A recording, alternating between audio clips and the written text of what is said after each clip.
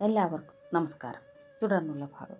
യാതൊരു മനസ്സാണോ സ്വൈരസഞ്ചാരം ചെയ്യുന്ന ഇന്ദ്രിയങ്ങളുടെ പിന്നാലെ പോകുന്നത്, അത് അവൻ്റെ പ്രജ്ഞയെ വെള്ളത്തിൽ കപ്പലിനെ കാറ്റെന്ന പോലെ വലിച്ചുകൊണ്ടു പോകുന്നു. അതായത് വെള്ളത്തിൽ വഞ്ചി നിയന്ത്രണമില്ലാതെ കാറ്റിൽ അലഞ്ഞു തിരിഞ്ഞാൽ അത് ഒരിക്കലും ലക്ഷ്യം കാണുകയില്ല.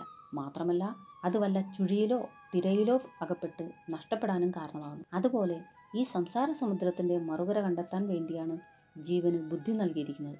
അതുകൊണ്ട് ഒരു സത്യാന്വേഷി ഇന്ദ്രിയാനുഭവത്തിൻ്റെ പിന്നാലെ ബുദ്ധി അലഞ്ഞു തിരിയാതെ സൂക്ഷിക്കേണ്ടതാണ്.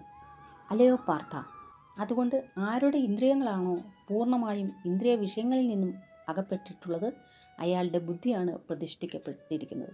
അതായത് സത്യം മാത്രം അനുഭവിക്കാൻ പഠിപ്പിക്കുന്നതാണ് യഥാർത്ഥമായ ഇന്ദ്രിയ നിഗ്രഹം. ഒരു സത്യബുദ്ധി നിരന്തരം വിചാരം ചെയ്തറിയുന്ന ആൾ ക്രമേണ എല്ലാ വിഷയങ്ങളും ബ്രഹ്മസ്വരൂപമായി കാണാൻ കരുത്തനാകുന്നു. ക്രമേണ അവൻ കാണുന്നതും കേൾക്കുന്നതും ഒക്കെ ബ്രഹ്മസ്വരൂപമാണെന്ന് ഒരു സംശയത്തിനും ഇടവരാതെ അവൻ അനുഭവിക്കാനും കഴിയുന്നു. ഇത് പറയുമ്പോൾ ഓർമ്മ വരുന്നത് ദൈവദശകത്തിലെ ഈ വരികളാണ്.